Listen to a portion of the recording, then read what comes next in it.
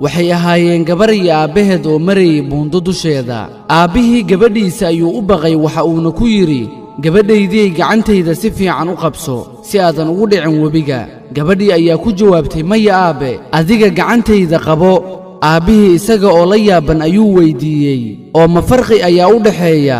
Gabadhii waxay ku jawaabtay, aabba, aniga haddaan gacantaada qabsado si wanaagsan kuuma qabsan karo, waxaana suurtagala inay gacantayda siibato kadibna aan ku dhaco webiga.